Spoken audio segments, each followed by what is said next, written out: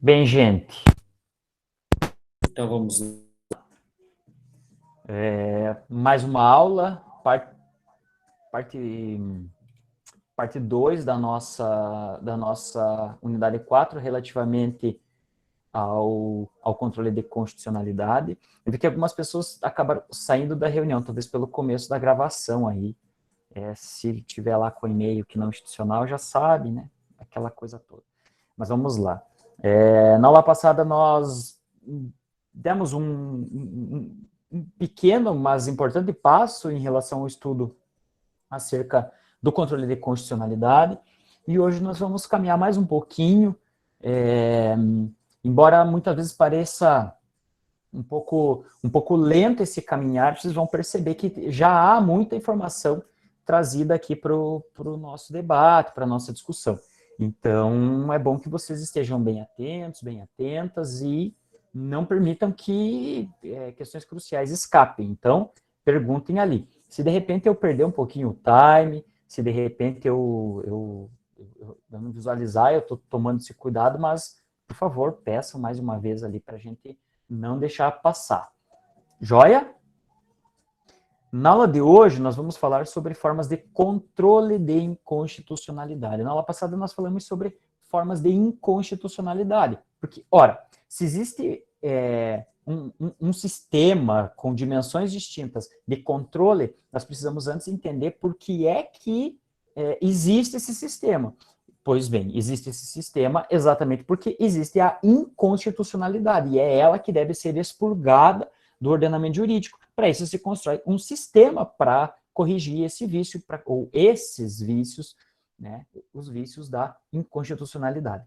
Mas na aula de hoje nós veremos quais são esses mecanismos, essas ações, quais são, não necessariamente só as ações, quais são esses sistemas que estão à nossa disposição ou que foram construídos ao longo da história para dar conta de vencer a inconstitucionalidade. Seja evitando que ela aconteça, seja resolvendo, extinguindo, eliminando-a quando a inconstitucionalidade ocorre no ordenamento. Tá joia? Ou seja, nós temos mecanismos de caráter preventivo e de caráter repressivo, já é um pouco a tônica da nossa conversa de hoje. Importante também, isso já vai ficar muito claro nos primeiros momentos da nossa aula. Não existe apenas um sistema de caráter judicial para o controle de constitucionalidade, o que pode ser um engano, especialmente para nós que fatalmente podemos estar inclinados a pensar em um sistema que envolva o judiciário. Às vezes, ele é o principal, o judiciário como um todo, tá? É o principal órgão de controle de constitucionalidade. Mas, a depender da situação, ele excepcionalissimamente participará. Tá? Então, é por essas razões que essa aula de hoje é profundamente importante, que vai se comunicar com coisas que nós já vimos, especialmente em processo legislativo. Joia? Então, vamos lá. Primeira situação que nós precisamos entender, ou relembrar para quem acompanhou a aula passada, é que a forma que eu organizei as aulas é de classificação quanto a algo, ou quanto ao, quanto a ou quanto ao. E essa primeira classificação de formas de controle de constitucionalidade é exatamente quanto à natureza do órgão, como está aí na tela para vocês. Nós temos dois grandes controles, duas grandes formas de controle. Um de caráter judicial ou jurisdicional, e como vocês devem imaginar, envolve a atuação do Poder Judiciário, então está ali órgãos do Poder Judiciário, enfim, e que no nosso país pode qualquer juiz fazer esse controle. E, por outro lado, existe um controle de caráter político. Tá? Esse controle de caráter político é entendido como aquele que é realizado por todos os demais órgãos que não pertençam à organização do Poder Judiciário. E eu não estou falando disso aqui pensando no Brasil, estou pensando em sentido amplo, de vários países, modelos testados, por assim dizer. Essa classificação aqui é importante por quê? Porque até que se chegasse a esse tipo de controle, como nós temos hoje, muito se debateu em dizer, olha, a constitucionalidade das leis deve ser controlada pelo judiciário ou deve ser controlada, portanto, um controle jurisdicional, ou ser controlada por um poder político. Quais os prós e contras de cada um, ou em quais momentos deve ser feito um controle assim ou assado, ou é importante que tenha apenas uma forma de controle? Então, tudo isso é pensado para a realidade de cada ordenamento, pensando na tradição de cada ordenamento, pensando nas variáveis sociais, históricas, e por isso existe essa classificação. E ela importa para quê? Para que a gente possa compreender quais são os chamados sistemas de controle de constitucionalidade. Portanto, há um sistema jurisdicional, há um sistema de controle político. Como está no material para vocês, esse material está um pouquinho com mais escrita, menos tópicos e mais escrita, justamente para a gente não confundir, evitar, porque o nome acaba sendo muitas vezes o mesmo e a gente acaba cometendo, na hora de estudar, cometendo algumas imprecisões, principalmente numa leitura um pouquinho mais apressada. Bom, vamos lá. O controle jurisdicional, como você já deve saber, envolve a atuação do Poder Judiciário. Isso diz respeito a uma atuação predominante ou precípua, o que não quer dizer que se exclua o controle político. O Brasil é um exemplo desse, tá? Possui um sistema de controle jurisdicional. Por outro lado, há outros sistemas, tá? Há outros sistemas, ou outro sistema que é o chamado sistema de controle político. E aqui a situação é um pouquinho diferente. Eu citei, pelo menos é colocado isso na doutrina, exemplifica a França, dizendo o seguinte, que existe países como a França em que, além da jurisdição dita do Poder Judiciário, existe outra jurisdição que é de caráter administrativo. Aliás, quando vocês estudarem direito administrativo, vocês vão ver que a doutrina recorrentemente se refere à doutrina francesa. Principalmente algumas importações assim de expressões que às vezes são trazidas até para processo judicial. Tem muito de processo administrativo que corre nos moldes, como se fosse um processo judicial, mas lá na França, ou seja, é um sistema paralelo, digamos assim, tá? É um sistema bem diferente do nosso nesse aspecto. Então, lá se fala exatamente que, além como disse, da jurisdição comum do Poder Judiciário à administrativa, e aí pertenceria a um órgão de cúpula que eles possuem lá, também coloquei o nome ali para vocês, chamado Conselho Constitucional, que lá eles têm a prerrogativa de controle de constitucionalidade. Então, existe o sistema de controle de caráter propriamente político, um sistema de caráter jurisdicional ou judicial, até porque eles têm jurisdição, mas a jurisdição lá é administrativa. E há outro sistema, que é o sistema misto, que aí vai mesclar os dois, tá? Eu coloquei também ali para vocês, vai mesclar os dois. Então, existe um sistema com órgão jurisdicional, existe também com órgãos políticos. E aí eu coloquei ali para vocês também outro exemplo da Suíça. E olha, e é interessante, porque lá existe para leis locais, ou, enfim, que não tem abrangência nacional, portanto, o judiciário faz esse controle.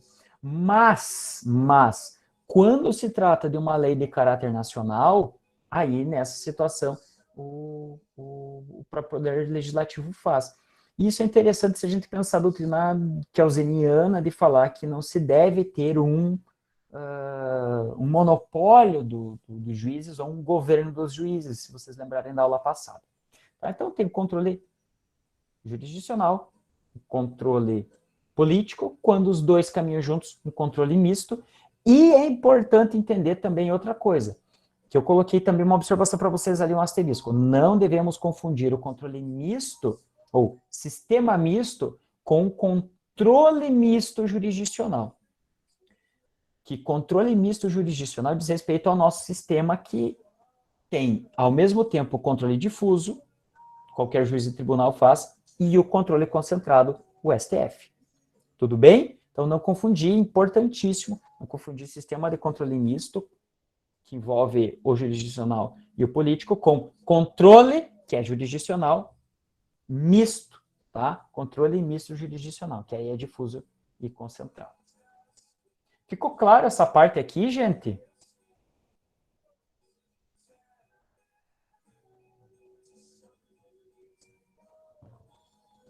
Bom, eu vou seguir aí. O silêncio importa em... Aí, ó, valeu. Importa em revelia. E aí nós temos dois grandes momentos. E, aliás, essa é a segunda classificação. Quanto ao momento. O primeiro momento é aquele que acontece antes da inconstitucionalidade ingressar no ordenamento jurídico. Então, antes você já evita que a inconstitucionalidade aconteça. Aliás, de todas as formas, ela deve ser evitada. E a grande pergunta é, se existe um controle antes e um controle depois, nós vamos estudar o controle antes, quem é que pode resolver, ou quem é que pode agir ou atuar no controle preventivo? Em outros termos, qual ou quais órgãos estão constitucionalmente incumbidos ou imbuídos do poder de controlar a constitucionalidade das leis que possam vir a ingressar no ordenamento jurídico. E aí eu digo para vocês, vamos por partes. Vamos estudar primeiro o legislativo, depois o executivo e o judiciário, ver se efetivamente cada um deles tem esse poder e em que medida eles possuem esse poder. Eu já adianto para vocês, todos os três poderes, ou todas essas funções, ou melhor, todos os órgãos dessas três funções do poder podem exercer, cada qual de maneira mais reduzida, cada qual um mais reduzido que o outro, certo? Um mais reduzido que o outro, na ordem que eu vou colocar aqui. E aí o repressivo nós estudamos depois. Bem, o primeiro e mais importante órgão no controle preventivo, né, o controle prévio, é o Poder Legislativo. Afinal de contas, é da sua atividade típica legislar. E se é da sua atividade típica legislar, faz parte exatamente do processo legislativo, de todo aquele andamento, controlar a constitucionalidade dos projetos que se pretendem tornar lei.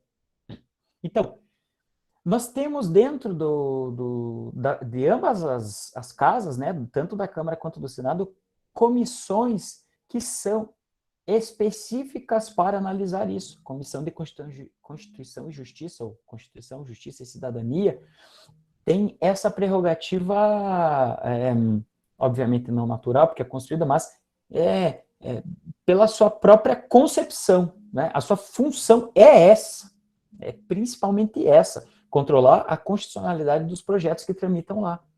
Então, o Poder Legislativo tem sim um papel enquanto controlador da constitucionalidade das leis, quando da análise dos projetos de leis ou de propostas de emenda à Constituição, a gente já vai ler. Vai ver. E mais, isso se dá, sobretudo, dentro da Comissão de Constituição e Justiça. Mas pode também ser feita pelo plenário. Não quer dizer que, tendo passado pela Comissão de Constituição e Justiça, eventualmente o plenário não venha a rejeitar aquele projeto dizendo, por vários votos, ou pela maioria suficiente de votos para não aprovação, entendendo que é inconstitucional, que a comissão, de repente, errou e que o plenário entende que não é caso de aprovar aquele projeto, certo? Então, ponto 1, controle preventivo, poder legislativo, Comissão de Constituição e Justiça e plenário. Beleza? Primeiro controle. Primeiro e mais evidente controle, eu diria. Tá? Primeiro e mais evidente controle que pode ser feito é pelo próprio Poder Legislativo, evitando que a sua atuação se converta em inconstitucionalidade. Porque, afinal de contas, só existe lei inconstitucional se ela passou por todos os filtros do processo legislativo, ninguém prestou atenção suficiente ou não teve número suficiente de parlamentares que prestaram atenção suficiente para evitar que a inconstitucionalidade acontecesse. Joia? Passo para o segundo momento, que é do Executivo. O Executivo participa do processo legislativo? Sim, já vimos que sim. O Poder Executivo participa da fase chamada de fase constitutiva, tá? Fase constitutiva executiva do processo legislativo, vimos no bimestre passado. E assim sendo, cabe ao Poder Executivo também evitar que a lei ingresse no ordenamento jurídico se ela é inconstitucional. E para isso a Constituição previu um instrumento poderosíssimo para o presidente da República, que se chama veto. E nós diríamos aqui, existe um veto político e existe um veto jurídico. O veto político, razões de interesse público. Veto jurídico, por inconstitucionalidade. Esses são os motivos do veto, também vimos no bimestre passado. Aqui, o veto jurídico se presta a isso, a controlar a constitucionalidade daquele projeto de lei, certo? Então, passou nas comissões, passou no plenário de ambas as casas, chegou para ele pode vetar, alegando, fundamentando a inconstitucionalidade daquele projeto. Nós chamamos isso de veto jurídico, tá? Retomando mais uma vez, veto jurídico.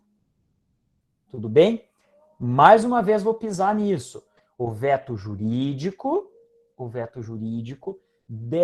mas o político também, mas é que nós estamos falando do jurídico agora. O veto, ele deve suprimir a integralidade do dispositivo. Então, se é um artigo inteiro inconstitucional, integralmente ele vai ser vetado. Se é só um inciso, é o inciso inteiro. Ah, mas, professor, mas tem uma expressão aqui que torna inconstitucional. Não pode o presidente vetar aquilo e o resto valer? Não pode, é inteiro, diferente da declaração do Poder Judiciário, que pode ser só de uma parte do dispositivo, certo? Isso precisa ser retomado e ficar bem claro. Então, já vimos Poder Legislativo, comissões, plenário, Poder Executivo, veto jurídico. Joia? Prosseguindo. E o Poder Judiciário pode fazer o controle preventivo, ou seja, nem entrou a lei em vigor, ou melhor, nem se tornou lei. Não é lei ainda, ou não é emenda à Constituição. Pode o Poder Judiciário agir? Aí eu digo, pode. Porém, depende, né? Pode. Porém, de modo excepcional. O Poder Judiciário não participa da regulação da atividade típica dos demais poderes. Isso quer dizer o quê? O processo legislativo é de atividade típica do legislativo. E, inclusive, com a participação do executivo, pelo que eu acabei de falar, porque a Constituição assim determina que o executivo participe com sanção do veto. A Constituição não previu, não colocou, nem insinuou que o judiciário possa participar. De tal maneira que é absolutamente excepcional que o judiciário se intrometa, ou que ele possa ser imiscuído no processo legislativo. Tudo bem até aqui? Então, sabendo disso, vamos lá. O judiciário pode? Pode. Então, vamos lá. Quando ele pode? Né? Quando ele pode? Há uma hipótese em que é possível o controle preventivo pelo judiciário, que é quando provocado, sempre, quando provocado, princípio da inércia, aquela coisa toda que vocês já estudaram em processo civil, sobretudo, quando provocado mediante uma ação, e essa ação se chama mandado de segurança, que é um tipo de ação que é para garantir direito líquido e certo. Só para deixar assim, vocês vão estudar em Direito Constitucional 4, talvez comigo, eu já lecionei 3, 4 vezes essa disciplina, inclusive gosto bastante dessa disciplina, mas enfim, o futuro a Deus pertence, não sabemos, né? Pode ser outro professor, já aconteceu de ser outro e tal. Mas vamos lá. Essa ação chamada mandado de segurança, ela pode ser protocolada e o judiciário, ao analisar esse mandado de segurança, pode determinar a interrupção, ou enfim, pode interferir no processo legislativo, tá? Mas isso é excepcional, e isso é importante por quê? Eu disse para vocês que ela funciona para proteger o direito líquido e certo. Opa, já vou te responder então, Juarez, para proteger direito líquido e certo.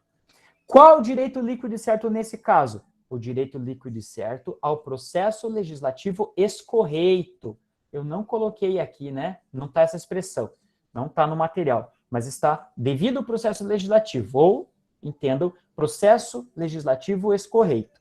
Mas o direito líquido e certo ao processo legislativo escorreito, ao devido processo legislativo, não é um direito universal. Ele é um direito do parlamentar, um direito do parlamentar que, por ser assim considerado parlamentar, possui um mandato em vigor. Não é um parlamentar da legislatura passada, não, um parlamentar da atual legislatura, alguém com mandato em vigor, certo? Essa figura tem a legitimidade ativa para protocolar um mandado de segurança perante o STF para barrar o andamento de um projeto de lei que seja inconstitucional, tá? Que seja inconstitucional. Tudo bem? Tranquilo? Eu coloquei quais são essas hipóteses ali para vocês, estão em outra cor até, tá? Para projeto de lei ou PEC, que é proposta de emenda à Constituição, também já tinha falado um pouquinho disso, mas que evidentemente violem o processo legislativo, então, tanto faz, né? Que violem o processo legislativo, é PEC ou é PL, tanto faz. Violou o processo legislativo, começou com quem não tinha legitimidade, iniciativa de lei, não passou por comissões que deveria passar, pulou do plenário e foi para outra casa, enfim. Desrespeitou o processo legislativo, cabe o mandado de segurança, do ponto de vista mais formal, assim. Ou ainda, em se tratando de proposta de emenda à Constituição, formalmente correta, mas materialmente tenda a abolir alguma daquelas previsões do parágrafo 4º do artigo 60, ou seja, abolir cláusula pétrea, é cabível mandado de segurança. Por quê? Porque está escrito, não será admitida emenda constitucional, proposta de emenda tendente a abolir, tá? E aí diz, né, direitos e garantias individuais, forma federativa do Estado e assim por diante. Joia? Então, recapitulando, legislativo pode, CCJ e plenário, executivo pode, veto jurídico, judiciário pode, asterisco, excepcionalmente, mediante mandado de segurança, para proteger direito líquido e certo ao processo legislativo escorreito, que é cabível ou é de prerrogativa exclusiva do parlamentar, com mandato em vigor, e serve tanto para PEC, o projeto de lei, no caso de desrespeito ao processo legislativo, quanto para a PEC, no caso de PEC tendente a abolir cláusula pétrea. Só vou ler tua pergunta agora, Juarez, vamos lá. Então, o sistema de controle jurisdicional é feito no Brasil pelos 3 poderes, aliás, feito. Isso, exatamente. Feito, nós estamos falando ainda do preventivo, não do repressivo. O repressivo tem nuances, mas nós poderíamos dizer que lá também. Então, genericamente, pode, sem precisar ser o preventivo ou repressivo, pode falar a tua afirmação corretíssima, tem nuances, mas ela em si, ela está correta, tá? Perfeito. Ainda que um seja excepcional, né? Seja uma criação, digamos assim, jurisdicional, de admitidos, mas é possível. Joia? Tudo tranquilo em relação ao controle preventivo? Podemos ir para o repressivo, gente?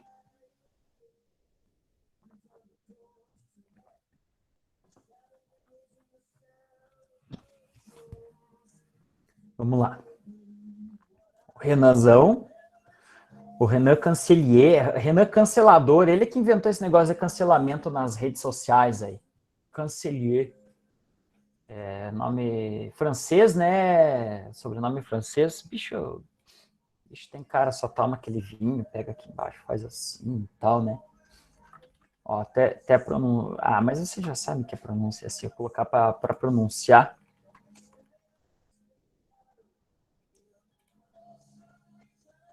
Nem sei, peraí. É francês mesmo? É, né? Acho que já até te perguntei.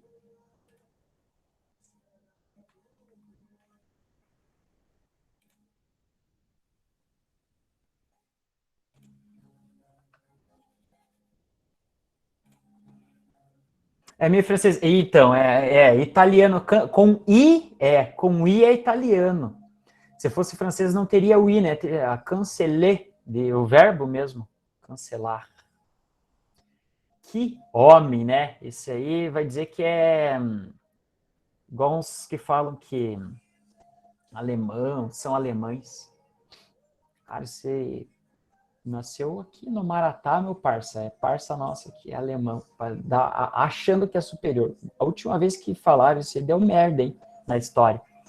O alemão puro e tal. Mas enfim, né? Ultimamente aí não dá nem pra. Não há quem aguente. Mas beleza, vamos lá. Prosseguindo. Se já estão manjando dos Paranauê, ainda mais o Renan, né? Que ele sabe do contencioso administrativo francês ali, ele está por dentro do negócio. Vamos para o controle repressivo. Controle repressivo também, assim como o preventivo, pode ser feito por quaisquer dos órgãos das funções, seja o executivo, seja o legislativo, seja o judiciário. Aliás, gente, deixa eu só fazer uma pergunta para vocês. Ele está dando umas travadinhas para vocês na imagem, assim. Ele parece que deu. Não, ele não deu assim para mim uma hora. Ele parece que congelou meu próprio rosto ali. Parecia assim, no cantinho, deu fez assim. Não? Aqui tá de boa, professor. Tô de boa? Ah, maravilha. Porque senão eu troco a conexão aqui. Acho que eu até vou trocar já. Ele tá dando uns pulos aqui. Até amanhã ele resolve.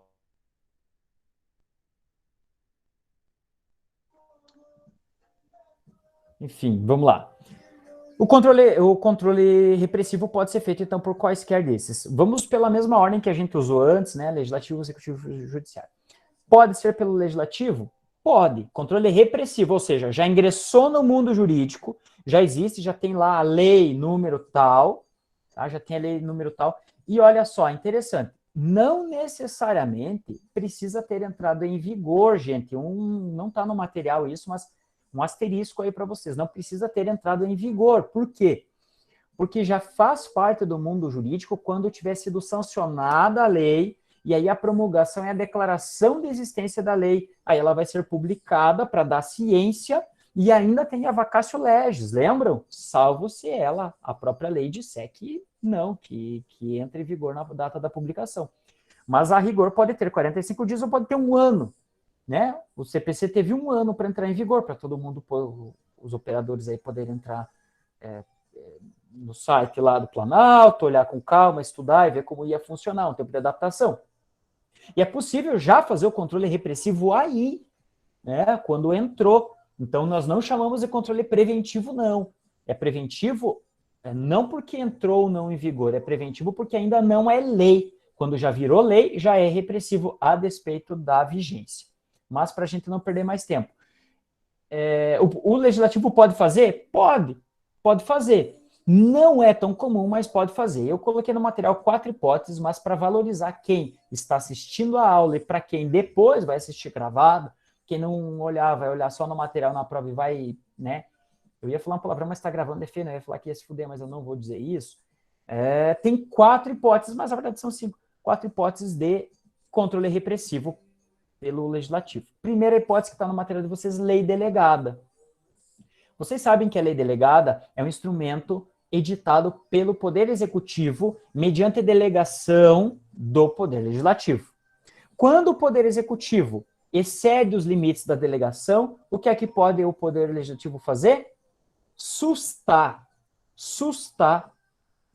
a lei delegada, porque ela extrapolou esses limites, certo? Vocês lembram qual é? Deixa eu ver se eu não coloquei no material aqui. Não coloquei. Vocês lembram qual é o instrumento que o Poder Legislativo se utiliza para sustar esse ato do Poder Executivo? Para ver se fica um pouco de interação aí, né? Vai cair na prova. Mas o decreto, o nome decreto não é do presidente da República, Juarez? Quando eu falo decreto, eu não estou me referindo ao executivo?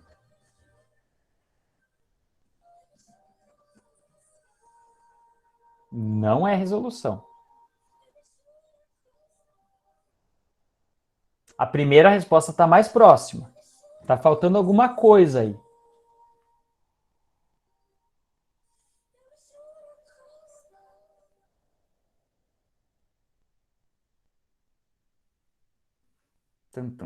Exatamente, falta o legislativo. O decreto legislativo. O decreto legislativo é um instrumento hábil para que o poder legislativo suste atos, nesse caso, uma lei delegada, que extrapole os seus limites que foram estabelecidos pelo próprio legislativo.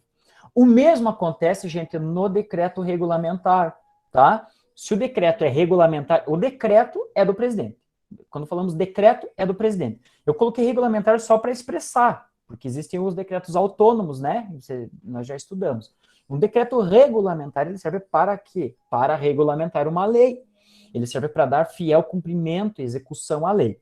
Se ele, ao regular, ele criar novas situações, ou seja, ele ultrapassar os limites que são os limites da lei, ele basicamente extrapola o seu papel constitucional de regulamentação. E também poderá o Poder Legislativo coibir isso repressivamente, como? Mediante decreto legislativo que suste o decreto naquilo que exorbitar, naquilo que exceder os limites da regulamentação. Ambas as situações, lei delegada, decreto, o decreto legislativo vai resolver, tá assustando. Outra hipótese, na medida provisória. Vocês lembram que a medida provisória é também editada pelo Executivo, ao contrário da lei delegada, que precisa da autorização prévia, a medida provisória se impõe. Então, ele edita, nos casos de relevância e urgência, e submete ao Congresso para análise. E o Congresso lá pode simplesmente entender que é inconstitucional aquela medida provisória, certo? Seja porque não preenche os requisitos constitucionais, que são relevância e urgência, seja porque o conteúdo da medida provisória é um conteúdo inconstitucional. Por exemplo, vai tratar de direito penal, ou vai tratar de matéria que é própria de lei complementar e não de lei ordinária. Então, basicamente é inconstitucional, né? Então, o legislativo pode fazer isso. Então, mais uma hipótese. E, a princípio, por fim, Tribunal de Contas. O Tribunal de Contas, ele não é propriamente órgão do legislativo, como se fosse no sentido, participa do processo legislativo. Mas é importante a gente lembrar que o poder legislativo ele tem duas funções típicas, legislar e fiscalizar. E ele o faz com o auxílio do Tribunal de Contas, que é, por sua vez, um órgão auxiliar do poder legislativo. Tá certo? Então, o Tribunal de Contas pode fazer, entre aspas, o controle de constitucionalidade. Tá? Ele pode fazer, porque ele pode entender que, de repente, determinada despesa, qualquer coisa que foi feita, foi ao arrepio da Constituição. Mas vejam só, tem uma súmula que eu coloquei para vocês, o enunciado de súmula, o nome é enunciado de súmula de jurisprudência dominante do superior, nesse caso, pode ser do Superior Tribunal de Justiça ou, nesse caso, do Supremo Tribunal Federal. Mas a gente só diz súmula, para abreviar, né? Súmula 347 diz o seguinte: o Tribunal de Contas, no exercício das suas atribuições, pode apreciar a constitucionalidade das leis e dos atos do poder público, tá?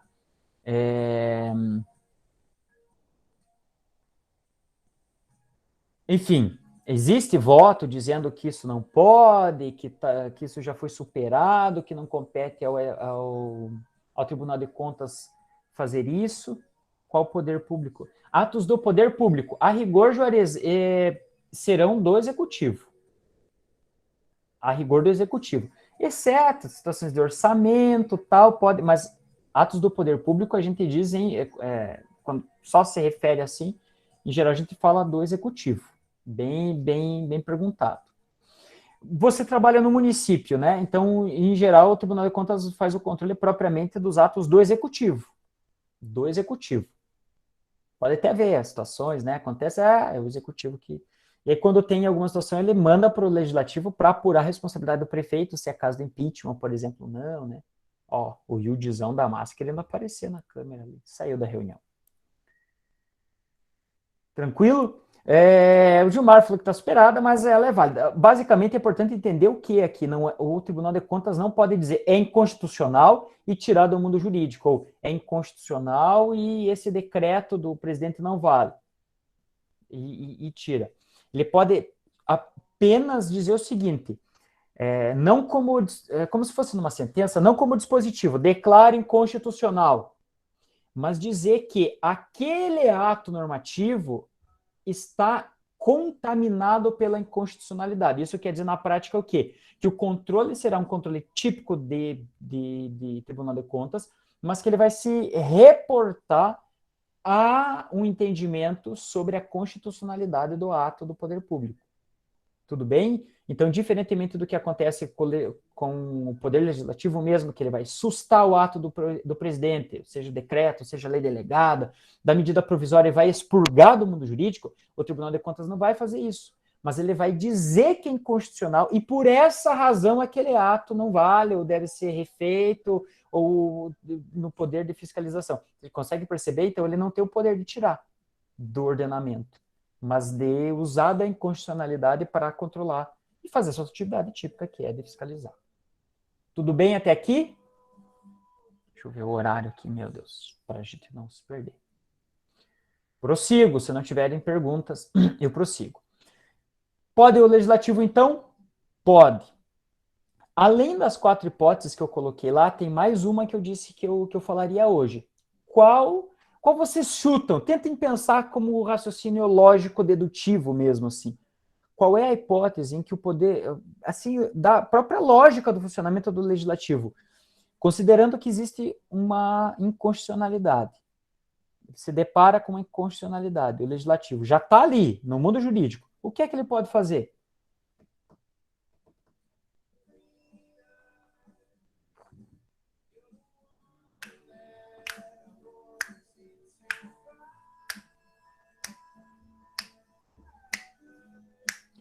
Para que serve o legislativo?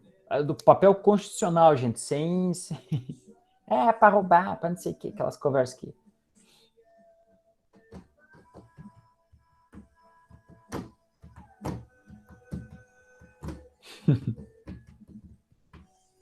Para que serve? Qual é o papel do Poder Legislativo? Além de fiscalizar, que a gente acabou de falar aqui com o auxílio do Tribunal de Contas. Qual é o papel? Receber denúncia. É o de fiscalizar. É o de fiscalizar.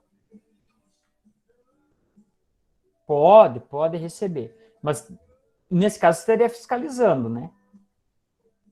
Tenta ver como atividade, qual é a atividade típica do Legislativo? Legislar. Legislar envolve quais atitudes? Em relação à lei, claro, precisa legislar.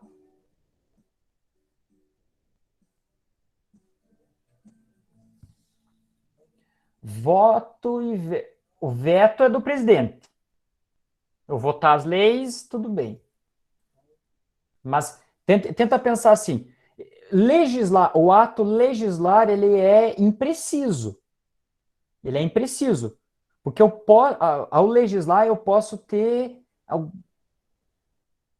fazer algo em relação ao ordenamento jurídico que está aí. Vamos lá. Legislar pode significar criar uma lei, pode ser modificar uma lei, ou pode ser revogar uma lei. Ou seja, eu crio, eu modifico ou eu extingo. E o Poder Legislativo pode muito bem, verificando que uma lei é inconstitucional, revogá-la. Ele faz assim, barbaridade. Cometemos uma ilegalidade com a chancela do presidente e vinculou, mas é inconstitucional. Vai lá, projetinho de lei, para revogar um artigo que é inconstitucional. Certo? De repente até modificar. Né? Até modificar, é possível para retirar a inconstitucionalidade. Mas, basicamente e fundamentalmente, revogar. Então, a gente poderia colocar, além dessas 4 hipóteses aqui, uma 5ª hipótese, que seria revogação de lei. Modificação também, mas, sobretudo, revogação de lei. Tudo bem? Fui claro aqui, gente? Isso vai eliminar, é ótimo, isso aí. Então, o raciocínio estava correto. A palavra não foi essa, mas uma lei toda também. Uma lei, um artigo, um inciso, ou seja, o Poder Legislativo possui essa prerrogativa. Também não dorme, né, Cauane? Não dorme, você está trabalhando 500 empregos, sei o quê, vai ficar louco. E o Poder Executivo, gente? Pode também, mas aqui muita atenção com o asterisco veneno perigo, tá, gente? o executivo ele está vinculado à lei. Então, seria muito cômodo para o executivo falar assim, não vou respeitar a lei porque ela é inconstitucional, ela fere a liberdade, fere a harmonia entre os três poderes. Tem que tomar muito cuidado, tá? Muito cuidado. Mas pode. Pode por quê? Porque o executivo, embora ele esteja,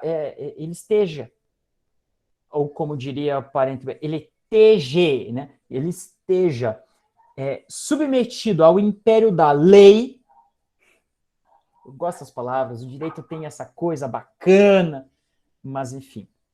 Embora ele esteja submetido ao império da lei, ele não é obrigado a cumprir lei constitucional, porque todos estão submetidos ao império da Constituição, né? Isso não é novidade para vocês. Como diria Bonavides, saudoso Bonavides, né? Antes o império dos códigos, hoje as constituições. Pois bem, se há uma lei inconstitucional que determina que o presidente faça isso ou aquilo, o presidente pode dizer, eu não vou fazer, porque eu devo respeito muito mais à Constituição do que às leis. Então, nessa situação, gente, ele pode, mas ele deve fazer de modo fundamentado um ato dizendo que não cumprirá aquela lei naquela situação específica. Então, ele edita um decreto, por exemplo, que diria que é um decreto autônomo, considerando que a lei, o artigo, vamos imaginar, o artigo 17 da lei número tal, contraria frontalmente a lei, o artigo tal da Constituição, considerando que, embora o presidente precise respeitar a todas as leis, ele precisa antes respeitar a Constituição, considerando o entendimento consolidado no Supremo Tribunal Federal, ele edita, decreto, primeiro, não vai ser cumprido o artigo tal 17 da lei. Ponto. E entra em vigor na data da sua edição. Ele pode fazer isso, mas ele deve, 1, editar um ato, 2, motivar esse ato, 3, dar publicidade a esse ato, tá? Então tá ali para você motivar e dar publicidade, mas, ou seja, primeiro ele precisa editar um ato, motivar o ato, dar publicidade a esse ato.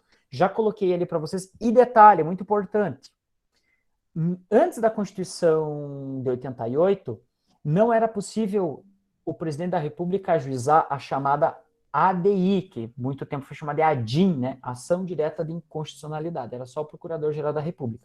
Então, fazendo esses comportamentos que eu já disse para vocês, já era suficiente. Agora, com a Constituição de 88, bom, 32 anos, né?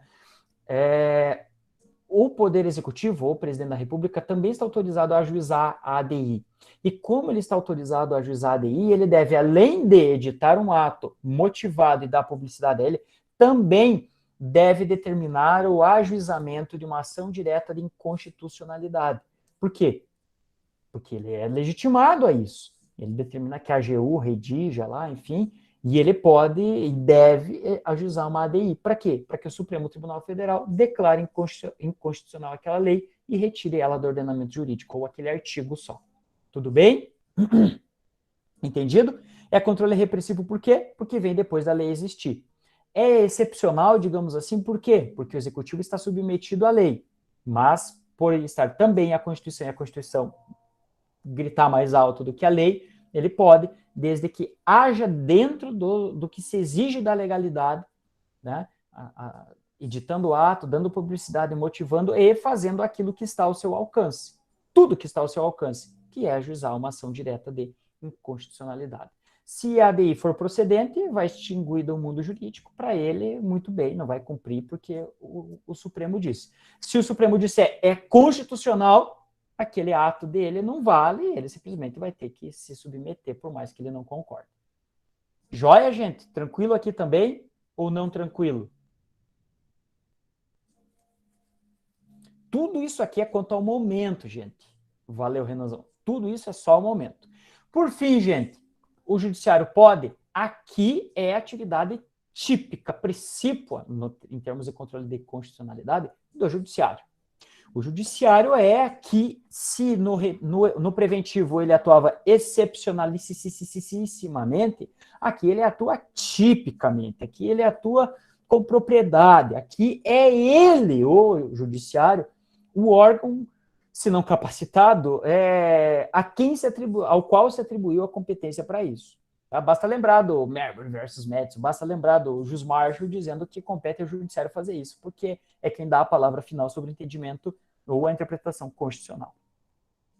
E ele faz, o judiciário, de duas formas, de dois sistemas diferentes no Brasil, que é ou o misto, controle, que é o misto, né, que é ou o controle difuso ou o controle concentrado, e a gente vai estudar daqui para frente.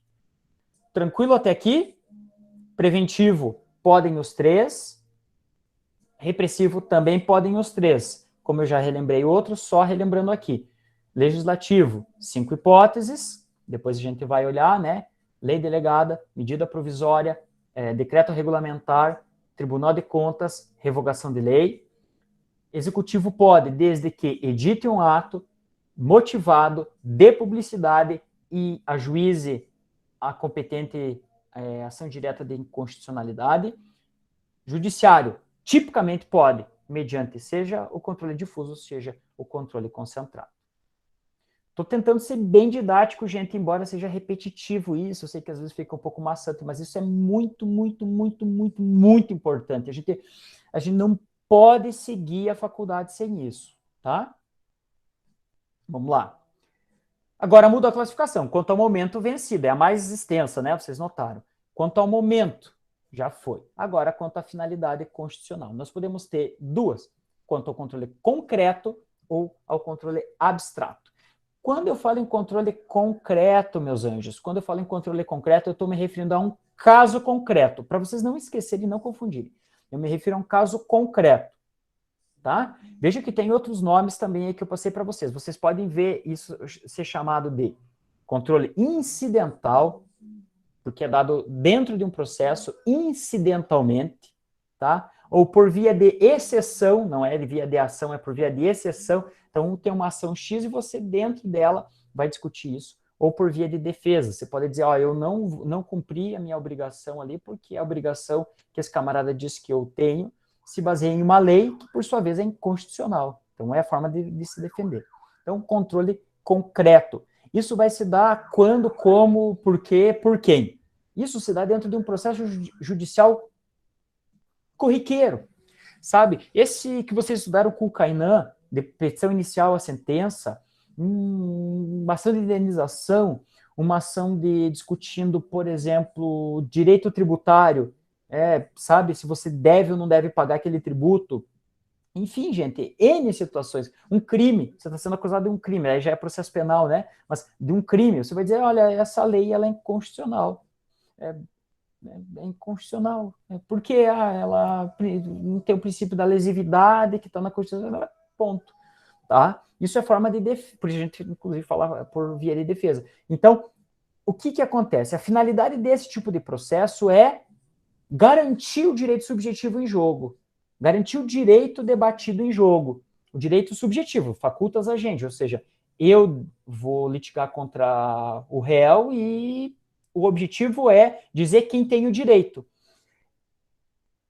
Mediatamente, indiretamente, o tema da inconstitucionalidade pode ser trazido por quaisquer das partes ou pelo juiz de ofício, tá? Ou pelo juiz de ofício. Então, qual é a finalidade do processo? Garantir o direito subjetivo. Eu quero garantir a minha posse, eu quero garantir o direito de indenização, eu quero garantir a tal coisa.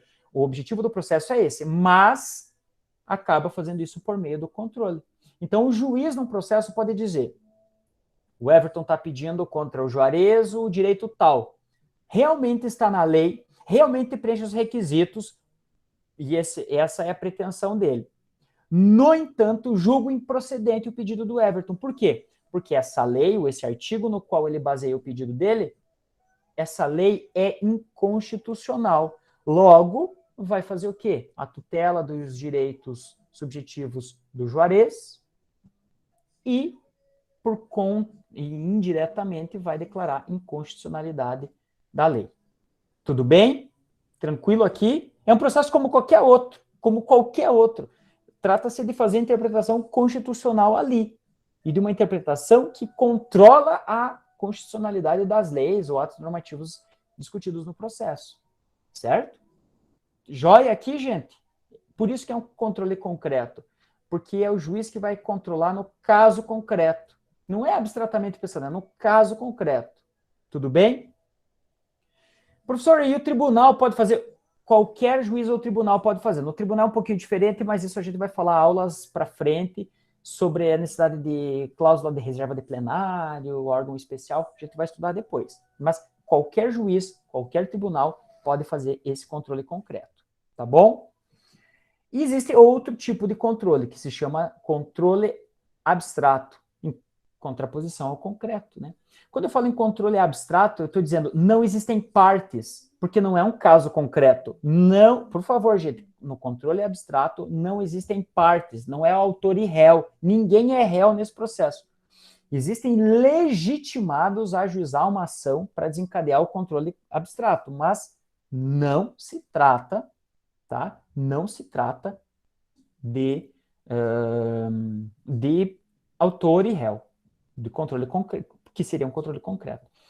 É aqui que nós vamos falar que o Poder Judiciário atua em tese. Importante, gente, até eu esqueci, tem os nomes aí para vocês. Que são sinônimos de controle abstrato. Controle ou por via principal, né, por via direta, naquilo lá era indireta, né, por ser indireta, ou por via de ação. Por que por via de ação? Porque tem uma ação, porque a ação é direta para controlar a inconstitucionalidade, por isso ação direta de inconstitucionalidade. A ação tem por objeto a declaração da inconstitucionalidade, às vezes a declaração de constitucionalidade, que é no caso da ADC, que é a ação declaratória de constitucionalidade.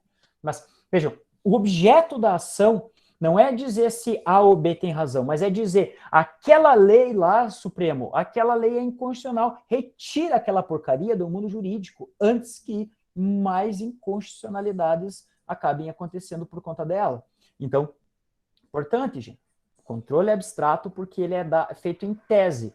Chega lá, uma petição de um advogado, uma advogada, seja de quaisquer dos legitimados, presidente da República, a gente já vai ver, até as assembleias podem entrar na jogada, procurador-geral da República, governador, entidade de classe, Conselho Federal da OAB, ajuiza uma ação só para discutir aquele artigo da lei. E o Supremo vai se reunir para dizer se ela é constitucional ou é inconstitucional. Tá? Se é constitucional ou inconstitucional. Aquelas ADCs que recentemente foram julgadas, ADC 44, 54, agora eu não me lembro de cabeça o número, me escapa, sobre prisão em segunda instância, estava discutindo o quê? A constitucionalidade do artigo do Código de Processo Penal. Tinha autor ou tinha réu ali? Não tinha autor nem tinha réu, tinha legitimado. Inclusive, uma confusão danada, muito por más informações ou imprecisas informações da mídia, muito por distorções criadas de modo deliberado, disseram, o Supremo julgou para liberar o Lula. Isso é uma baita de uma mentira, porque quando julgou um caso concreto, um habeas corpus impetrado pelo Lula, o Supremo disse, ou pugnou pela manutenção, a Rosa Weber disse pela colegialidade, que era possível a prisão em segunda instância, e jogou para frente. Aí, o objeto da ADC, que é controle abstrato, outra situação totalmente diferente, que vale para todas as pessoas no país, era para discutir se era constitucional ou inconstitucional o artigo do Código de Processo Penal. Joia? Tranquilo? Por isso que ele é feito em tese. É feito em tese, não feito para um caso concreto. E aqui serve para quê? Para aquilo que a gente estudou na aula passada. Supremacia da Constituição. Ele não serve para tutelar direito subjetivo. Ele serve para valorizar, para garantir a supremacia constitucional. Tá? Por isso que a gente fala que é um processo, a gente vai olhar outros nomes daqui a pouquinho. Processo constitucional objetivo, porque ele controla o direito objetivo, não é o direito subjetivo das partes, não é o facultas agendi, é o norma agendi, ou a norma agendi. Beleza, gente? Tranquilo aqui?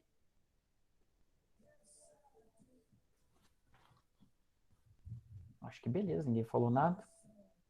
Nossa, o Renanzão tá em todas ali. O Renanzão, Juarez E a Aline, às vezes, né? Mas não sei não, né? Eu acho que a Aline tá dormindo. Ela até me pediu esses dias o link ali. Acho que ela tá cochilando na aula, só tá deixando rolar. Depois ela pede para mandar. Opa! Ali, ó. Ali, ó. Mas vamos lá. E quanto à competência, gente, quem é que pode... Quem é que não, né? Ah lá. Quem é que pode julgar ou dizer o direito nesses casos, tá, gente? E tem duas formas de controle, digamos assim, a difusa e a concentrada. Quando nós falamos em difuso, nós dizemos que é um controle aberto. Por que é um controle aberto? Porque qualquer juiz ou tribunal pode fazer. No exemplo que eu dei, eu movo um processo contra o Juarez.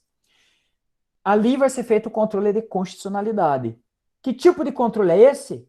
É um controle concreto e é um controle difuso, ou decorre do controle difuso. Por quê? Porque a Constituição deu a todos os membros do Poder Judiciário, membros de poder não são a todos os servidores, embora no final das contas quem faça as minutas sejam os estagiários, os técnicos, os analistas, mas tirando isso, aos membros, quem assina é quem manda na parada ali, é um membro de poder, a juízes, juízas, desembargadores, desembargadoras, de quaisquer recantos desse paizão. Tá? Salvo quando invade o sistema não dá para usar, salvo quando cai o sistema, salvo quando não tem luz em pleno 2020. Eu coloquei alguns dados aqui para vocês que eu não vou tratar aqui na aula, mas eu deixo para quem é curioso sobre o binding effect, sobre a teoria do star disease, que é interessante, pelo menos pontuado para vocês seguirem se tiverem um interesse. Lembrando, né, que aquele sistema que é lá do Marshall, aquela coisa toda que vocês já viram. Twin Peaks, olha lá, ó, já começou o Juarezão da massa, com sua... o Juarez troglodita, né, mentira, Juarez poliglota. Certo? Tranquilos? É controle difuso. Isso que importa, porque qualquer juiz ou tribunal pode fazer. O controle concentrado, por outro lado, é chamado de controle fechado, porque somente o STF. Concentrado. Tá? Concentrado. Eu sei do Peaky Blinders, Juarez. Apenas o poder apenas do Poder Judiciário, o STF pode declarar. Por isso que é controle concentrado. Concentrado lá. Tá? Concentrado lá. Interessante. Em geral, gente, eu coloquei outros dados aqui, vocês sabem que esse remete ao Kelsey, mas não vamos perder tempo com isso, porque já é conteúdo só retomado e um pouquinho mais detalhado. Em regra, vocês já devem ter deduzido, um controle difuso é também concreto. O controle difuso se dá em casos concretos, incidentais, por via de exceção, blá, blá, blá, tudo isso. E também, em regra, o controle concentrado, lá no STF, é controle abstrato, certo? Porém, é importante entender o seguinte. Primeiro, às vezes o STF atua como controle concentrado, no caso de ADI, de ADC, ou ADO, que é uma ADI por omissão, ou ADPF. Mas às vezes chega o meu processo aí do Juarez, se o juiz declara inconstitucionalidade, eu vou subir para o TJ querendo dizer que está errado. Se eu perder no TJ, eu vou querer subir para o STF, e o STF lá vai fazer a declaração da inconstitucionalidade, não mediante controle concentrado, mas mediante controle difuso, porque ele está agindo como um tribunal de última instância, e não como corte constitucional. Consegue perceber? Então tem que tomar cuidado. Não vai dizer que lá é controle concentrado, porque está o STF. Controle concentrado sempre será o STF. Controle difuso será todo e qualquer juiz do tribunal, inclusive o STF. Joia? Mas tem uma exceção. Geralmente, difuso é concreto e concentrado é abstrato. Mas, às vezes, não. Eu coloquei ali para vocês. É possível um controle concentrado incidental. Tá? Controle concentrado incidental. Como que acontece isso? Numa ADI interventiva, vocês já estudaram intervenção. Vocês estudaram intervenção federal com o João Vitor ou não estudaram nada disso? Estudaram, né? Ele falou de princípios... Falou? Sim, com o João. Beleza. Falou de princípios constitucionais sensíveis e tal. Deve ter falado que seja intervenção federal e tudo mais. é possível uma hipótese de intervenção mediante requisição ao STF, mediante uma ADI interventiva, tá? É um caso concreto, é um caso específico, ele é concentrado, mas ele não é abstrato, porque ele é num caso concreto, ele é uma ADI de caráter interventivo. Ou ainda existe a ADPF incidental. Eu coloquei qual é o artigo da lei, já no artigo 1º da lei da DPF já diz isso. A DPF é arguição de descumprimento de preceito fundamental. Vamos estudar nas próximas aulas também. É possível que seja, havendo relevância, levado ao STF por STF, é só decidir se é inconstitucional ou não. Só para decidir isso. Declarando isso, suspende o processo, o caso concreto, enfim, fica lá, depende da DPF no STF, o STF definiu aquela interpretação, aí vai ser simplesmente aplicada aqui e o juiz, a partir dessa interpretação, vai julgar se eu ou se o Juarez, no exemplo que eu dei de hoje, temos razão naquele processo em específico. Por isso que decorre de um caso concreto, é concentrado, mas decorre de um caso concreto. Beleza, gente? São exceções.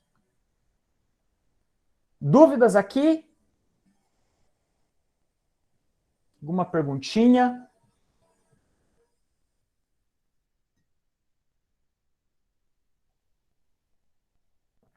Bom, gente, para resumir a aula de hoje, a aula passada nós vimos formas de inconstitucionalidade, tá? Hoje, formas de controle de constitucionalidade. Aparece bem para vocês aí, daqui a pouco eu diminuo e já puxo, tá? E ela pode ser classificada, tá? Pode ser classificada de diferentes formas, tá? Primeiro, quanto à natureza do órgão, que pode ser jurisdicional ou político. Fiz um balãozinho aqui para vocês para dizer, essa classificação importa para quê? Para que ela, ou essa conjecturação, nossa, essa foi um neologismo terrível. Vou mandar, Juarezão, quando a gente completar eu vou mandar, esse eu acho que, nossa, e vai servir para estudar para o resto da vida. Já era assim quando eu estudei, imagina, o tempo que o diabo era piá, né? Em 2007 eu estudei isso, e nossa, se eu tivesse lá já teria ajudado bastante. Mas enfim, isso importa para quê? Para definir os sistemas de controle, que são controle jurisdicional, atribui ao judiciário, sistema de controle político, que há um tribunal constitucional específico constituído para isso, em determinados ordenamentos. E o controle misto acaba tendo as duas formas. O caso da Suíça, por exemplo, que tem, para as leis municipais, para as leis locais, o judiciário é competente, e para as leis nacionais, um tribunal específico para tanto de caráter político, que vai acabar, nesse caso, a gente fala tribunal, mas uma função que é do legislativo, para fazer esse controle. Não confundir sistema de controle misto com controle jurisdicional misto, porque o controle jurisdicional misto envolve tanto difuso quanto concentrado, certo? E a classificação quanto ao momento, que pode ser preventiva ou repressiva. Quem pode fazer o controle preventivo, minha gente? Todos os órgãos podem. O legislativo, seja pelas comissões de Constituição e Justiça, seja pelo próprio plenário, já estou falando, próprio, né, o Cebolinha. O executivo pode, editando o quê? Veto jurídico. E o político não, professor? Não, porque o veto político tem razões de interesse público, outras razões. Aqui é veto jurídico, não confundir. Esse veto, lembrando mais uma vez, deve integralmente, alcançar integralmente o dispositivo ou os dispositivos que ele veta, e não apenas parte.